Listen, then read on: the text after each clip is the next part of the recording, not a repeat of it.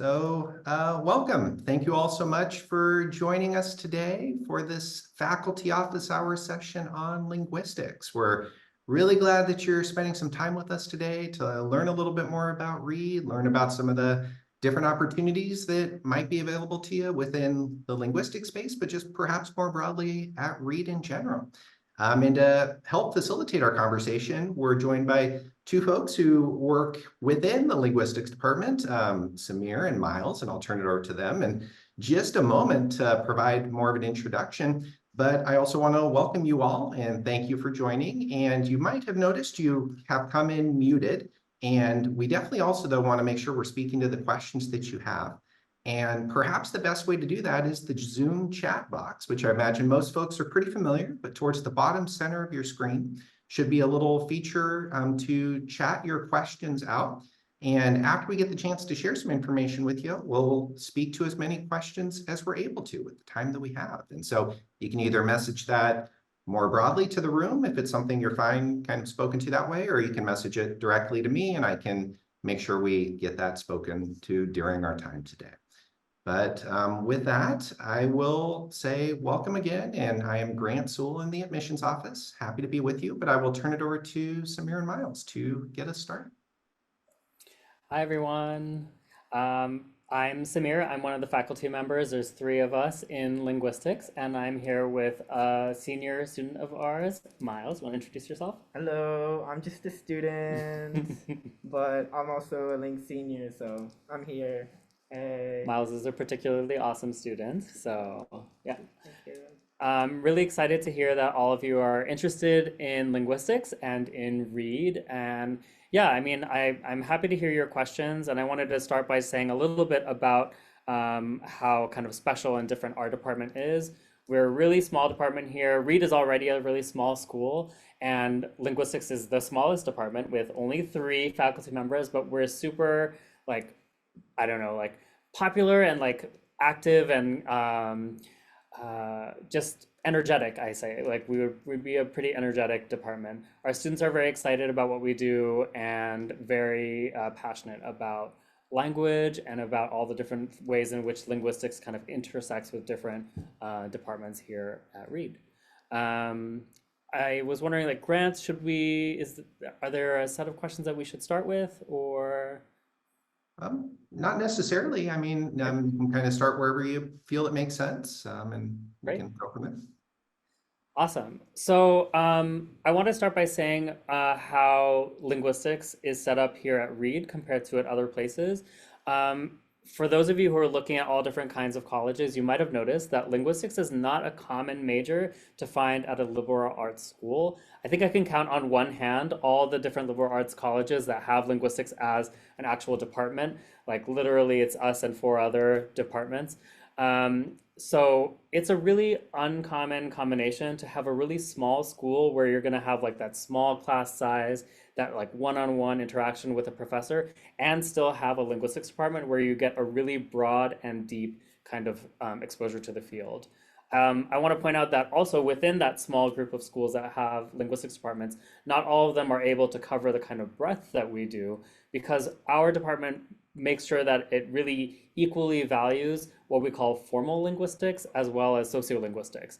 And those terms you may have seen or heard about, but formal linguistics is about the form of the word, like literally like looking at how language is produced and perceived, how it's structured and organized grammatically. We look at things that way, as well as how language is used by humans in society and how we can vary our language use based on our social categories and even create and maintain those social categories using language. So in a lot of departments, even departments much larger than ours, you might only get one or the other kind of approach into linguistics, and we make sure that every student comes away with knowledge of both kinds of approaches. I wanted to also kind of like bring that towards Miles, because Miles is actually an expert in all kinds of different areas in linguistics, and you're writing your thesis right now on a sociolinguistic, quantitative kind of approach. So I was wondering if you could tell us a little bit about the kinds of courses you've taken here, or a little bit about your thesis as well. Yeah, so I'd say for kind of the courses I've taken so far, I've taken kind of both the like sociolinguistic and kind of the formal. Like I took phonetics, intonation, and then also like the intro to linguistic analysis. And then I've also taken like sociolinguistics. I've taken multilingualism, and then I took a class right now that's called like Research in Sociolinguistics with Kara. And then for my thesis, I'm studying the sound L, like ball at the end of it, and a specific kind of pronunciation that's called vocalization, where the L kind of becomes a vowel, very similar to what is like known as like R dropping or like saying like father without the R. This is like this very similar process, but L. And I'm from Columbus, Ohio, and there that vocalization takes also like a social meaning, and it becomes associated with African Americans there. But in other places in the United States, it's a different association. And so I'm basically studying how people from different regions of the United States will perceive that vocalized L in regards to race. And it's kind of like that question of like, how does language create social categories? And then how does language then perceive social categories? And then kind of it's that whole like big question of how society exists, kind of. Yeah. Yeah, and Miles, Miles is in this right now, collecting the data as we speak, and the data will be available hopefully soon for us to report back on what we find. I'll say a little bit about who is here at the linguistics department at Reed. So as I mentioned, there's three of us. And so normally it is me studying kind of the sound side of things. I usually say that like I study all the different speech sounds of the world except for consonants and vowels because I'm really interested in what's happening in the throat as you're producing your words. So like I want to think about your intonation, your voice quality, all that kind of stuff that you're conveying alongside the consonants and vowels, or as we might say even on top of the consonants and vowels to convey kinds of meanings. So my interest is in what we'll call intonation as well as phonation, so how your vocal folds produce your voice, and different ways in which you can adjust those in different languages for different levels of meaning variation. I work on different South Asian languages, specifically like Bengali, Marathi, Gujarati, etc. And then I also have in our department, we have Kara, who is immediately senior to me, who is a sociolinguist, and she works on dialectology as well as just in general like quantitative sociophonetics, meaning she's also interested in sounds, but interested in how the way you change the pronunciation can reflect your social categories, maybe your race or ethnicity, maybe your genders, your sexuality, things like that. So she's worked on New York City English, Pacific Northwest English, the ways that people change their voice quality based on their whether they're trans or cis, whether they're gay or straight, these kinds of things. And then we also have Matt Pearson, who's away this year, but is usually here, who's a syntactician. So he works on kind of that grammatical level of word order and word structure and sentence structure, specifically in Austronesian languages. That's a big language family that spans everything from like the South Pacific through Madagascar off the coast of Africa. And he specifically works on a language of Madagascar called Malagasy. And one of the things that I've learned from him is that it's one of the few languages where even prepositions have a tense, if that makes sense. So prepositions for past tense and prepositions for present tense are different in that language, which is pretty rare. So we try to work on very different things so that you get a really broad kind of reach within our department. And most of our students, I think, take at least one course with every one of our professors.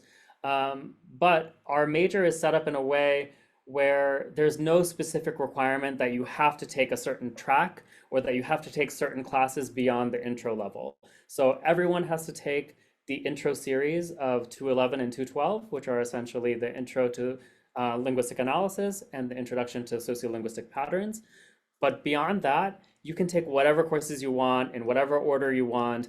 we try to be much less hierarchical than the other kinds of departments that might say you have to take like first this set of courses and then another set of courses and then a third set of courses. It's basically a two-level set here in linguistics. That allows our students to have really different experiences in terms of like whatever their interests might be at that time. And so we try to be as flexible as possible on that end. For those of you who are interested in maybe majoring or minoring in linguistics, I will share my screen for just a little bit. I don't want to make it just all about that. Let's see, yeah. So our requirements for the major, as you can see, are really straightforward. You take 211 and 212, then any other 5 courses in linguistics. And then after that, it's about breadth. So we ask that you have some experience learning another language in a kind of formal experience, as in not necessarily from like learning it at home, but learning it in a classroom kind of setting. We expect you to have 2 languages that you've learned in a kind of classroom setting, one to the 2-year level of kind of college learning and one at the 1-year level. It's possible that many of you have already had some background from like taking a foreign language in your high school. If you're an international student, maybe even English would be that language for you. So, you know, we could count those things towards your language requirement. But the idea is many of our students just take those courses here at Reed, or they take summer courses elsewhere. And we just ask that you take those 2 languages that way. And then we have our allied field, which is kind of special for our department.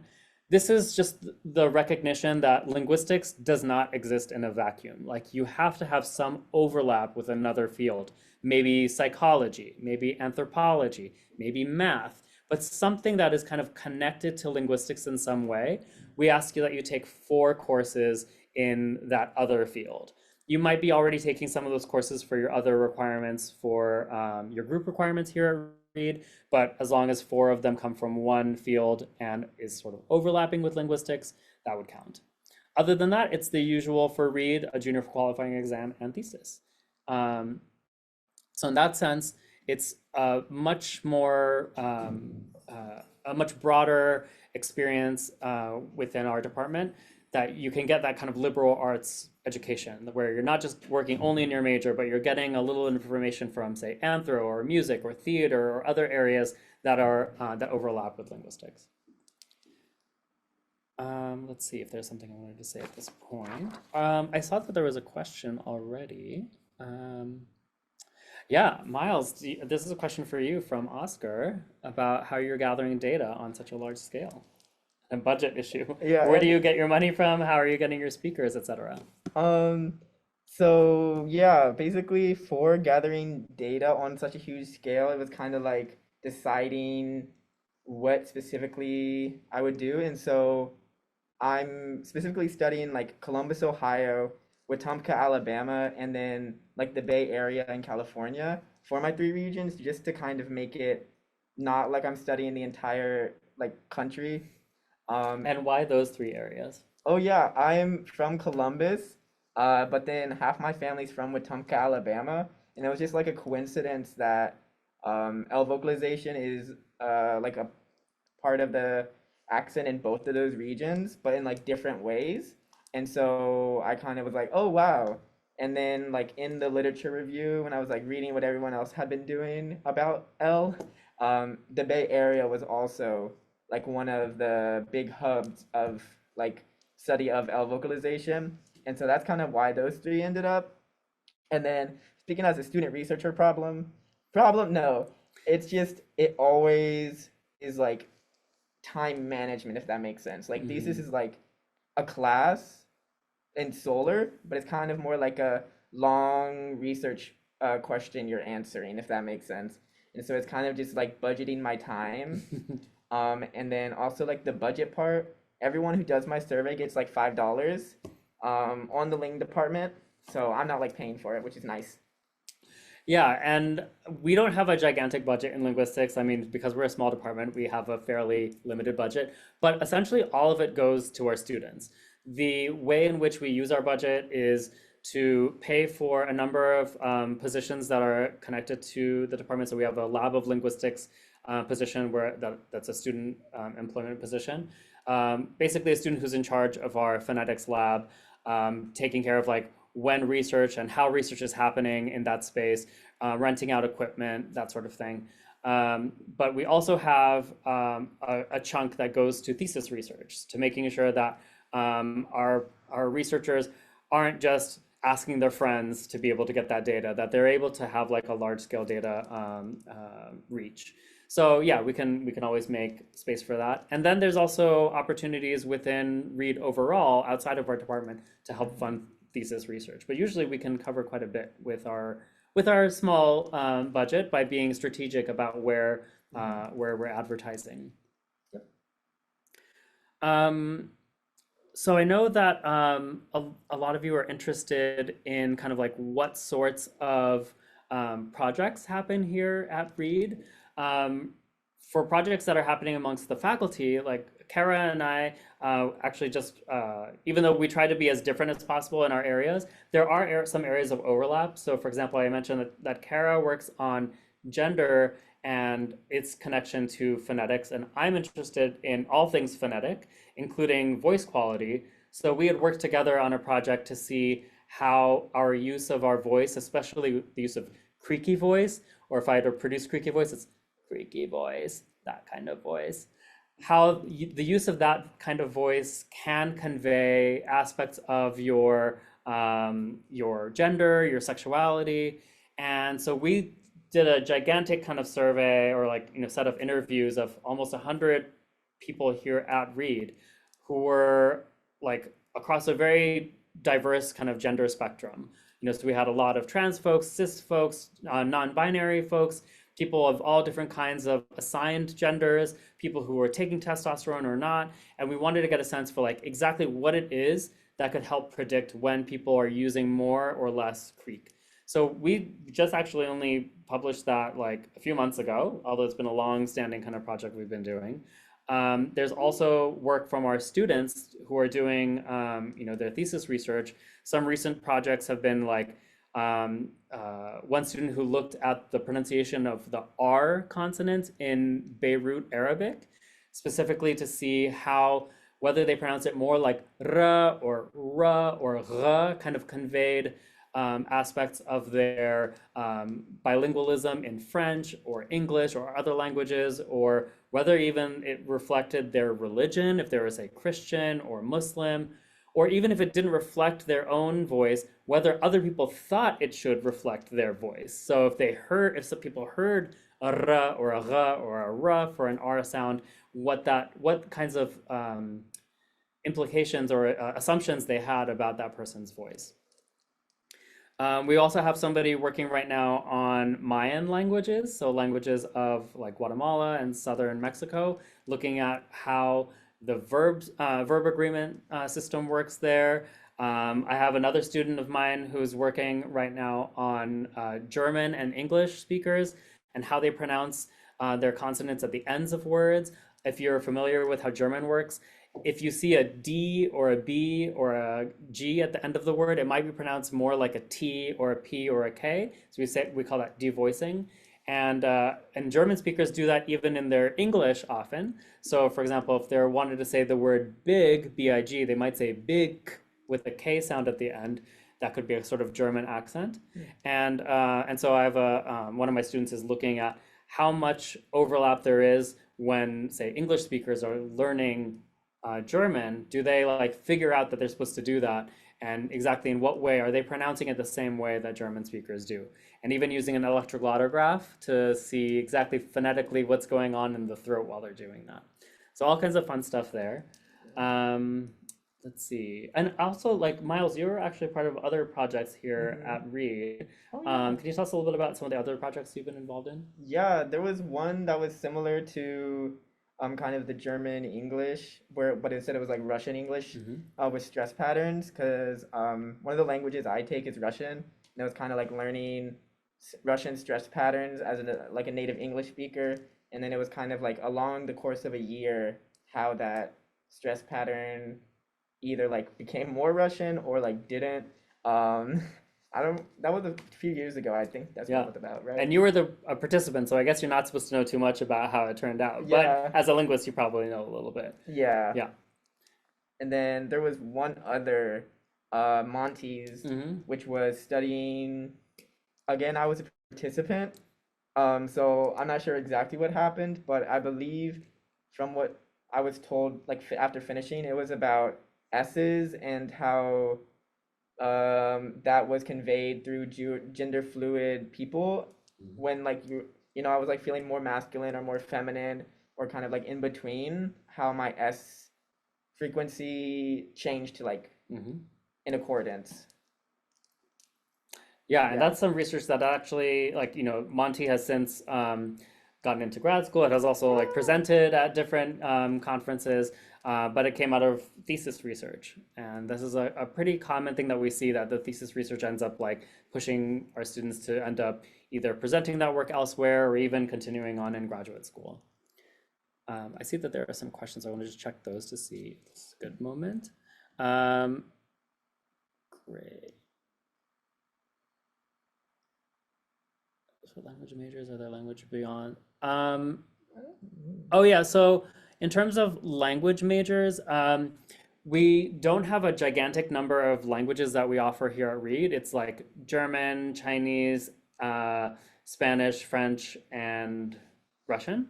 I think that's all of them. The Yeah. idea is like our linguistic students often, they'll take some of those languages here, but also will take languages elsewhere. Mhm. And because especially if you want to, like, for example, take American Sign Language or Japanese or Korean or something, you might have to take it elsewhere.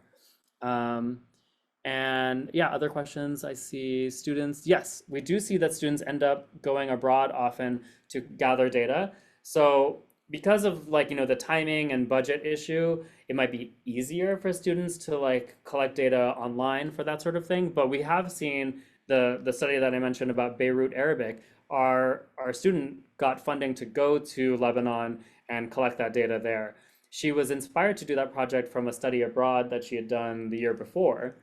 So she went twice to Beirut, once just as part of her study abroad, got inspired, came back and proposed a study for her thesis, and then got funding to go return. The funding for that one couldn't come from our department just because that would be the entire budget to fly her to Lebanon. But then Reed College filled in the blanks there and was able to fund her trip there. Um, and then specific linguistics classes. Oh yeah, let's talk about some specific linguistics classes. So I will share again so you can see some of the options we have. So in terms of courses you might consider taking, as I mentioned, there's 211 and 212 that are required for all of our majors. If you want to minor in linguistics, you just have to take one of those two, along with a few other courses. But you can see some others and how often they tend to show up. I guess the how often is maybe not shown here, but we have a kind of intro course that we're bringing back next year on language and discrimination. And then we have other courses that are offered pretty much every year, like phonetics, to learn all about the sounds of the world's languages. And then kind of like higher level courses also in sound. Then we have syntax, an intro level that is offered every year, and then higher level syntax as well to kind of get more of these like word order and grammatical kind of structures.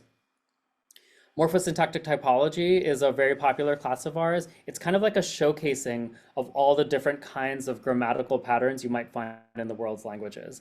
So, if you just looked at English and maybe a few other European languages, you might not really get a good slice of like what's out there. So this is a class that really shows you from like every continent, every kind of family, to show you like the range of possible grammatical patterns out there. Then Kara teaches a class on the contact languages of the world, so kind of like Creole languages, Pidgin languages, the languages that arise from different communities coming together who don't already share a language. And then on the other end of things, dialects of just within English, how much variation there can be.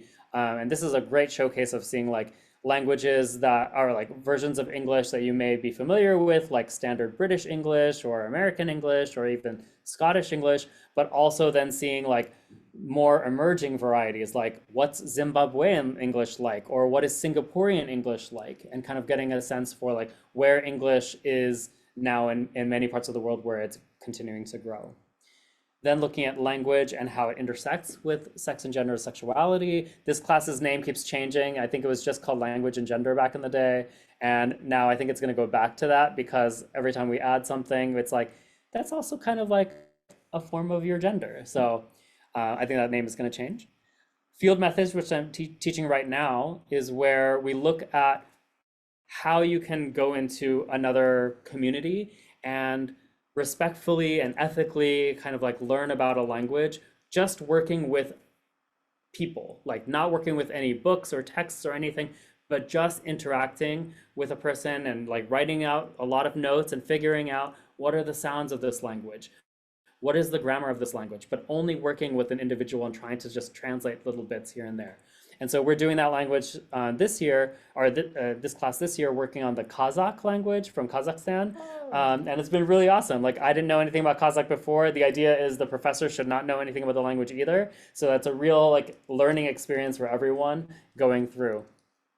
And so forth. We have like classes on even like the statistics you might need to use for linguistics courses, etc. I won't go into all the details, but also some classes that are like just in our areas of expertise, like the Austronesian family and South Asian languages, etc. Again, like we have a really relatively like diverse and broad set of classes here. And so that means that with only 3 of us, there are some classes that we teach every year and others that are more every other year. So you can kind of like plan ahead and see like, you know, we can make sure that you can get all the classes you want to get by planning that. A lot of our students do study abroad. I just learned from Miles that apparently our major is known for being very flexible around study abroad.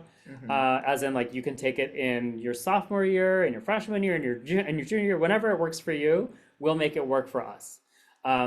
We don't have the kind of major where you really have to start in your first, semester of freshman year and keep taking linguistics courses until the end. As I mentioned, there's really only 7 linguistics courses you're taking. You could take that all within like 1 year, 1.5 years, and that allows you to go abroad for a semester. And we really encourage that because we think that's actually very helpful for getting that exposure to another language and the appreciation for another cultural experience that the language kind of lives within. Let's see, no questions. Oh, questions, yes. Yeah, thank you. This question about double majoring and also how many classes people tend to take per semester. At Reed, I'd say the typical situation is to take about 4 classes per semester. That's what we'd say like the normal load. It's common to take like maybe 1 or 2 semesters with just a slightly lighter load of 3. It's still not considered an underload. So yeah, between 3 and 4 classes, and it really depends on the major and whether you've like gotten other requirements taken care of strategically, by getting one class that covers multiple requirements, that sort of thing. Every now and then you might take more than 4, but that's not recommended. It's just, we want you to have like a nice work-life balance. Have you done anything beyond the like 3 or 4 before, Miles? I did 4.5 Oh, okay. last semester. Yeah. And how did you get the 0.5? How does that work? It was like an independent study. Right. When the Russian department about dang, Jenya's gonna be mad at me. It was about the queer authors and like queer literature in the Soviet Union. Yeah, so we'd be like reading poetry from queer authors. And it was just like a gang, we got together and we wanted to do it, and then so that's why it's like half. Oh, nice. Yeah, so this can sometimes happen that like some students just like want like some extra kind of exposure with a professor to like work on a certain set of material, and they'll just say, can we do an independent study where we just like meet this semester and like talk about this set of poetry or something like that, and that can happen too, and you'll get half a credit for that. Let's see. So double majoring is actually, in my experience, so I've been here 10 years now, and I think I've never seen a double major with linguistics. It's not common only because double majoring at Reed means double thesising at Reed. So having 2 majors means you really have to write 2 separate theses, and it's going to probably happen at the same time. I'm sure it happens. It just hasn't happened in my experience with linguistics. I think partially also people realize that at the end, maybe it doesn't matter so much if it says BA in linguistics or BA in math. It just matters that you have a BA from Reed and that you did it in whatever field just happened to like strike you as the best match. And you can still be taking courses in the other field while you're here. So if you were to do linguistics, I assume your allied field would be math. Maybe you would also pick up a minor in math, that sort of thing, or vice versa. Maybe you'll do math as your major and then linguistics as a minor. I don't think they have an allied field, so it would be more a minor. And since linguistics has that minor option, you could do that too. So that's more typical than the double major option.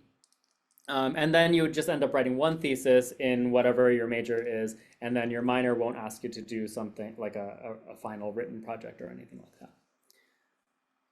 Let's see. And then a question about analysis of historical and ancient texts from a linguistic perspective. Good question. Within our department, we don't have a historical linguist at this moment, but we actually have somebody in the English department who works on Middle English and Old English.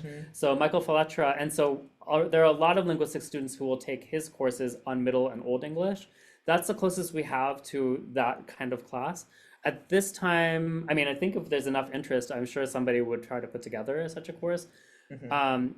In my Languages of South Asia course, we do look at a bit of Sanskrit just because it is important when looking at South Asia, and then to be able to like see how these languages are related to one another. But in terms of like the texts that we're working with, it's mostly modern languages. Have there been any studies, work, or classes done on AlgoSpeak? Oh, language used to evade social media algorithms. All right, so like, yeah, like unliving and whatnot. Yeah. I have not seen a project on that recently. That would be something really cool to look at. It could be like definitely a project to do for a qual or a thesis or a project in our methods classes. Because it would be a great way to like practice a methodology like corpus linguistics, kind of like how can you take a lot of text online and just like scrape some data off of that. So yeah, I haven't seen any just yet, but that would be a great kind of project that we would be able to support within like our methods class. How many students are in a typical class? Okay, so that can range quite a bit. So at Reed, we're capped at 24 students per class, unless we're talking about like, some gigantic lecture. In linguistics, that holds. Like we don't have any class with more than 24 students. And so our intro courses are going to regularly have that. So our phonetics, intro to linguistic analysis, intro to sociolinguistic patterns will always have 24 students each, as well as intro syntax. But then it can get as small as like 4, 5, 6 students. The average should be 10, right? Since it's like 10 students per professor, but it can range quite a bit from that. Like you'll have sometimes less than 10, sometimes more. And I think in linguistics, I'm teaching phonetics with 23 students right now and field methods with 5 students right now. So that's kind of like a typical set for me. Let's see. And then have there been any classes or studies about conlangs? Actually, Matt Pearson, I didn't mention, who is the Austronesianist and syntactician, also is himself a conlanger. He may or may not share that information, but I'm maybe revealing a little bit here. But he is a well-known conlanger within that field and has made conlangs even for TV shows in the past. So he has always talked about the possibility of putting together a class, but even he's just like, I'm not sure if I'm ready for that yet. He's definitely taught a Paideia class. So maybe we should talk about Paideia a little bit. So Reed is also special that we have a sort of shorter winter optional term that lasts about a week. And we call it Paideia. And it's the week before our spring semester starts. And anyone, staff, student, faculty, can propose a class that they would like to teach during that Paideia week. And oftentimes that will be on classes that, we haven't fully developed the materials for a whole semester, but we just really want to get some information out there. So Matt has taught some conlanging courses through Paideia. Have you taken or done a Paideia before? Yeah, I did one about how to make oatmeal. I love it. Yeah. It's literally anything like whatever you want to like help teach the Reed community about. Mhm. Yeah, this year there was some really awesome stuff in Paideia. There was something about like yeah, like different Jewish languages in the diaspora. That was really Uh-huh. cool. Just kind of like looking like beyond Hebrew and Yiddish. That was really awesome. And I saw like a lot of stuff. There's usually stuff about food. Yeah. Um, but yeah, usually also like a kind of woodworking or like handsy kind of thing like that. Yeah. Let's see, and then research opportunities beyond the research project or the thesis project. So there are many. So I would say this is a common thing for Reed in general, and especially for our Ling department, that we really want you to have an experience working with research, like existing research, as well as starting your own research. We really want to center you in like being able to propose a research topic within an existing field of literature. So that is like, you know, getting to know a field really well and then proposing a question from that. And so we have a few classes where we really practice that. We actually just like, you know, go through all those motions. And I'd say the methods of design and analysis class, MDA, is really helpful for that, where we focus really hard on like maybe creaky voice or something as a topic, and then ask people to like imagine um, uh, um, a kind of project that they could build off of, maybe as a follow-up study to previous work, or a kind of filling in a gaps within the literature kind of a Mhm. project. And I'd say like starting from intro to socio on, you're doing like Yeah. mini research projects or even like a full semester long kind of thing. In Yeah. phonetics, we have everyone paired up with another student at Reed who speaks in another language that the phonetic student doesn't know, and they just have to like figure out the sounds of the language, record it, analyze it acoustically. So it is a really good test of like their acoustic research skills. And then Kara's class as well.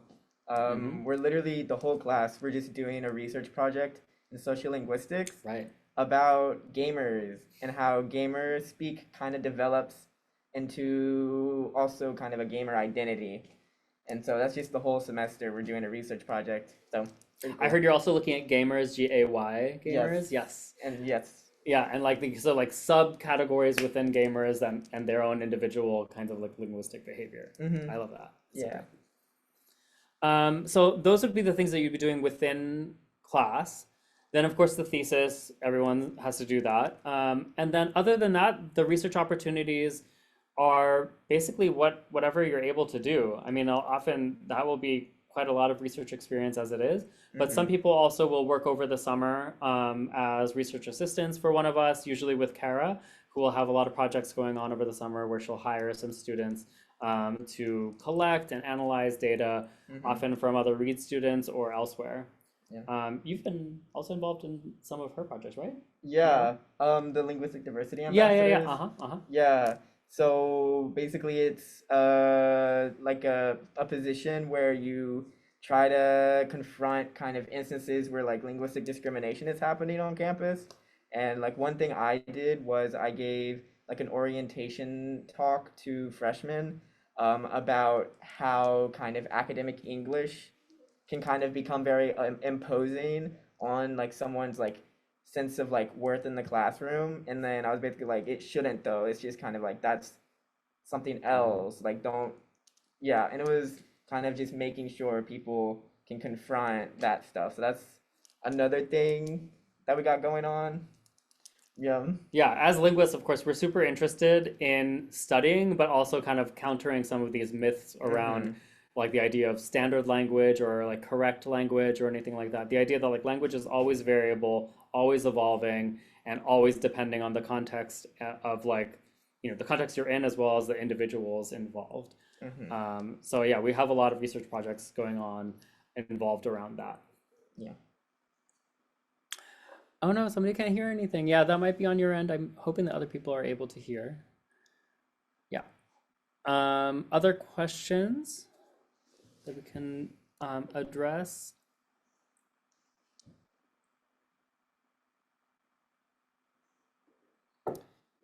I think I would also mention since we are a small department, everyone knows everybody. We're a little Mm-hmm. silly. We have, of course, like our senior photos where everyone's wearing Yeah. different wigs and hats and everything. We have our our junior qual pizza option, which you missed because of the pandemic, but Yeah. we're bringing it back. That the seniors always bring pizza for our juniors while they're doing their qualifying exams.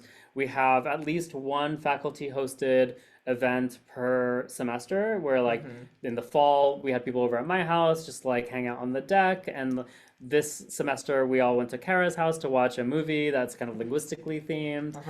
So we watched My Fair Lady because it's all about phonetics, and that was, yeah, we just try to keep it a little bit silly and fun. As I guess you'll be making our softball t-shirts soon.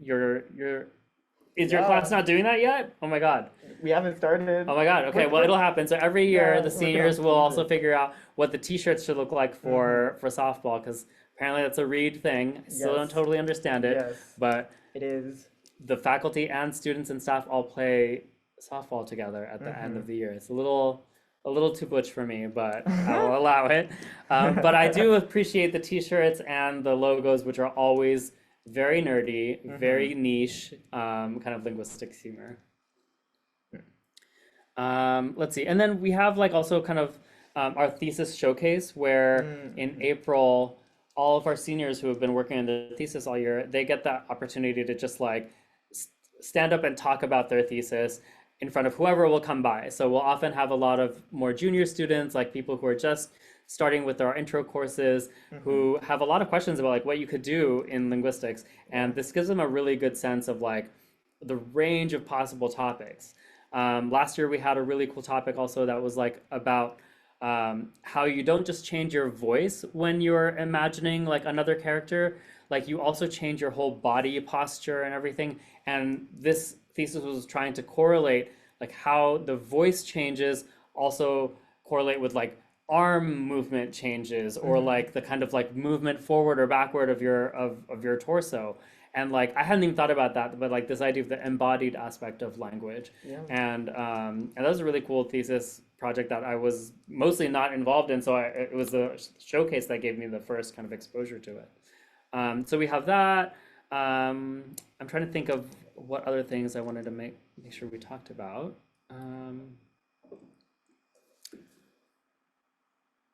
General advice on pursuing linguistics as a degree. I mean, just like, I don't know, like enjoy as much of it as you can. I feel like linguistics students really love language, and they love the idea of there being structure and patterns behind all of the variation we see in language.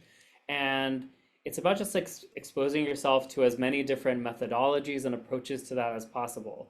Like I would say, like, don't hyper focus. Like don't just take 5 of my phonetics courses. Like that's great. I'm happy if you really are interested in sound. But I would say like also take courses that really get you thinking about grammatical structure. Take courses that really get you thinking about sociolinguistic variation. And like that range is really helpful, because yeah, I would say like you can always come back to a topic and say like, oh yeah, like if I want to learn more about phonetics, I can always go find some phonetics journals. But it's hard to kind of like get that intro knowledge to a field unless you've taken a course in it. So I would say like that would be a recommendation. Also doing study abroad, that's usually a recommendation to my students. Trying to choose some more challenging languages for your non-native language requirement, just to really push your brain.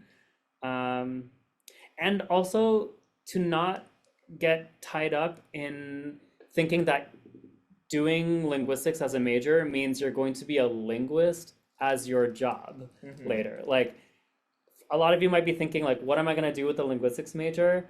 You don't have to be a linguist once you're like, you'll always be a linguist, yes, but you don't have to have the job title of a linguist after you leave Reed with a linguistics major. I want people to remember that whatever major you choose is just your, I don't know, like your conduit to learning different types of knowledge, different types of methodology. If you are interested in language, you should take linguistics so that you can learn about statistics through language. You can learn about social categories through language. You can learn about how people interact through language. You can learn about data analysis or finding patterns through language. But that doesn't mean you have to work on language once you leave Reed. It's just to get those skills of how to work on social interaction, how to work on data management, how to work on uh, managing information. So I would say like what our students do after they leave Reed with a linguistics degree is like literally anything you can think of. Like we have students who are doing nursing, we have students who are doing data science, who are in tech, who are teaching K to 12 in education, who have gone to linguistics grad school or other grad schools like in economics, like all different kinds of areas. We have students who plan tour groups through Cambodia, like literally anything you can imagine. Because the idea is like linguistics is just meant to be like it's just the material you're working through to gain the different kinds of skills. And so we want you to kind of like remain open in that way when you're coming through our program. Yeah.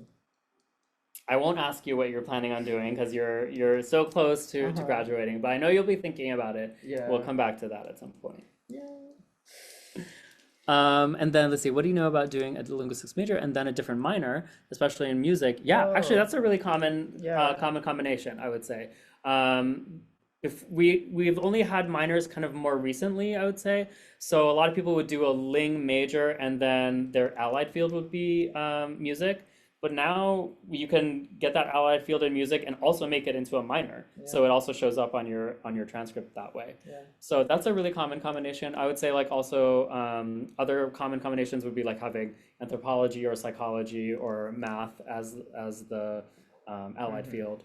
Yeah, like my allied field is also my minor, Russian, and then I have like 2 minors, Russian and Spanish, so it's like very doable. Yeah. Yeah. Let's see. Oh, question above.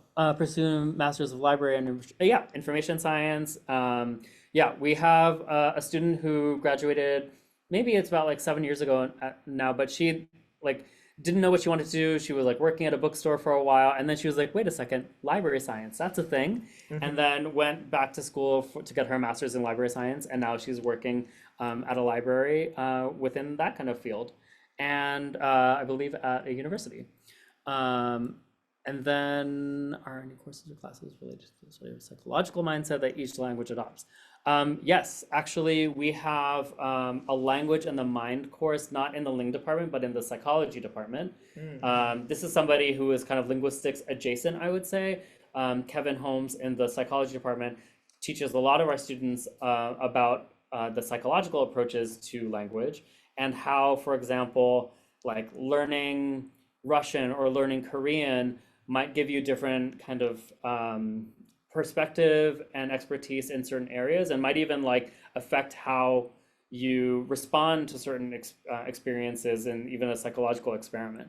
So whether it's about like recognizing colors or even things like identifying what happened first in a particular kind of event. So all kinds of things like that. And so, yeah, I think that language and the mind course is really fantastic for linguistic students.